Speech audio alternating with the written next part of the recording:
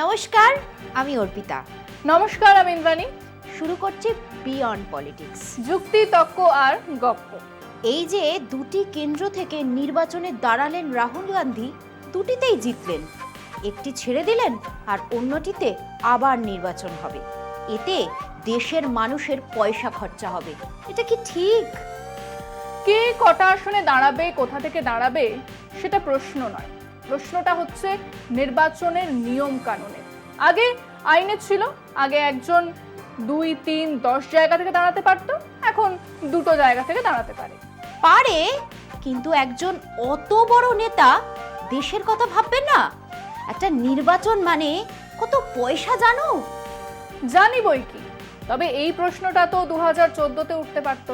সেবারে নরেন্দ্র মোদী 2 জায়গা থেকে, গুজরাটের বদোদরা এবং উত্তরপ্রদেশে বারাণসী থেকে নির্বাচনে প্রার্থী হয়েছিলেন। ও, মোদিজিও? আসলে তখন তিনি গুজরাটের মুখ্যমন্ত্রী ছিলেন। সেটা কথা নয়। আর জেনে রাখ, উনি প্রথম নন। ইন্দিরা গান্ধীও 2টো জায়গা থেকে দাঁড়িয়েছিলেন। যাই হোক, এবার উনি ওয়ানাডের আসন ছেড়েই দিচ্ছেন আর ওখানে দাঁড়াচ্ছেন প্রিয়াঙ্কা গান্ধী। অসুবিধাটা কি? দাঁড়াতেই পারেন। ওনার মতো একজন বলিয়ে কইয়ে মানুষ সাংসদ হলে তো ভালোই। কিন্তু এটা তো বংশবাদ। মোদিজি যেটাকে বলেন ডায়নেস্টিক রুল, সেই গান্ধী পরিবারের একজন। এক বংশের 2জন ফিল্ম মেকার হতে পারেন, গায়ক হতে পারেন, নায়ক নায়িকা হতে পারেন, ডাক্তার, ইঞ্জিনিয়ার হতে পারেন, আর রাজনীতিবিদ হলেই অসুবিধে। আসলে সেটা এক ধরনের নেপোটিজম, তাই না? বাবা রাজনীতি করতেন, তাই ইন্দিরা গান্ধী রাজনীতিতে চলে এলেন। খানিকটা তাই বটে।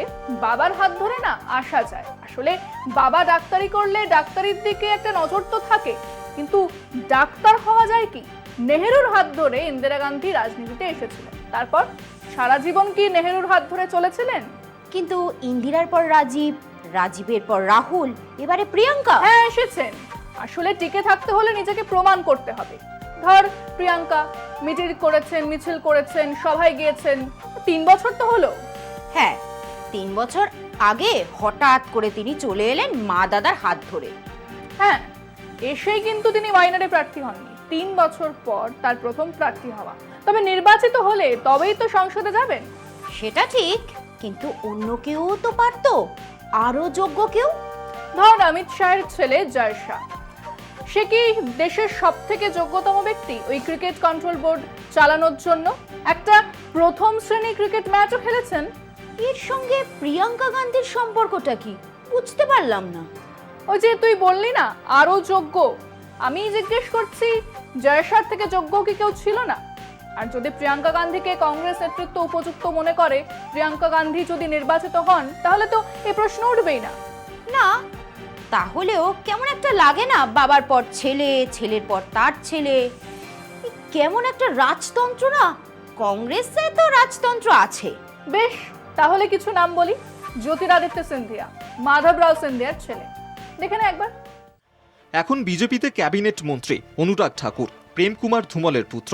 পীযূষ গোয়েল, বেদপ্রকাশ গোয়েল বিজেপি ট্রেজারার ছিলেন তাঁর ছেলে। ধর্মেন্দ্র প্রধান অটল মন্ত্রিসভার মন্ত্রী দেবেন্দ্র প্রধানের ছেলে। কিরেন রিজিজু অরুণাচলের প্রথম প্রোটেম স্পিকার রিনচিন খারুর ছেলে। প্রেমা খান্ডুর বাবা ছিলেন দর্জি খান্ডু, প্রাক্তন মুখ্যমন্ত্রী। শুভেন্দু অধিকারীর বাবা প্রাক্তন সাংসদ শিশির অধিকারী। প্রবেশ ভার্মা বিজেপি নেতা সাহিব সিং ভার্মার ছেলে। দুষ্যন্ত সিং বসুন্ধরা রাজে সিন্ধিয়ার ছেলে। জয়ন্ত সিং যশবন্ত সিং এর পুত্র। পুনম মহাজন প্রমোদ মহাজনের ছেলে। রীতা বহুগুণা যোশী হেমন্তবতী নন্দন বহুগুণার কন্যা। দিয়া কুমারী গায়ত্রী দেবীর কন্যা। প্রীতম মুন্ডে বিজেপি নেতা গোপীনাথ মুন্ডের কন্যা। পঙ্কজ সিং রাজনাথ সিং এর ছেলে। আরো অন্তত গোটা 20-25 বিজেপিতেই আছে, শরিক দলেও আছে। এন চন্দ্রবাবু নাইডুর ছেলে নারা লোকেশ অন্ধ্রপ্রদেশ ক্যাবিনেট মন্ত্রী। আছে, এরকম অনেক আছে। কেবল রাহুল প্রিয়াঙ্কাকে নিয়ে কথা হয়। শোন, এ নিয়ে কাল আবার কথা বল। আজ সময় শেষ। আজ এখানেই শেষ করছি। আগামীকাল আবার হাজির হব বিয়ন্ড পলিটিক্স, যুক্তি, তর্ক আর গপ্প নিয়ে। আমিও হাজির হব আমার জবাব নিয়ে। কিন্তু শেষ করার আগে বলি, আমাদের এই অনুষ্ঠানে যারা থাকতে চান 30, 40 অথবা 50 সেকেন্ডের একটা ভিডিও করে আমাদের হোয়াটসঅ্যাপ নম্বরে পাঠিয়ে দিন। আমরা দেখাবো সেটা, আপনাদের সামিল করব আমাদের অনুষ্ঠানে। আর হ্যাঁ, ফোনটা হরাইজন্টালি কাউকে ধরতে দিন, তারপর রেকর্ড করুন। ভিডিও যেন 50 সেকেন্ডের বেশি না হয়। আজ চললাম, নমস্কার।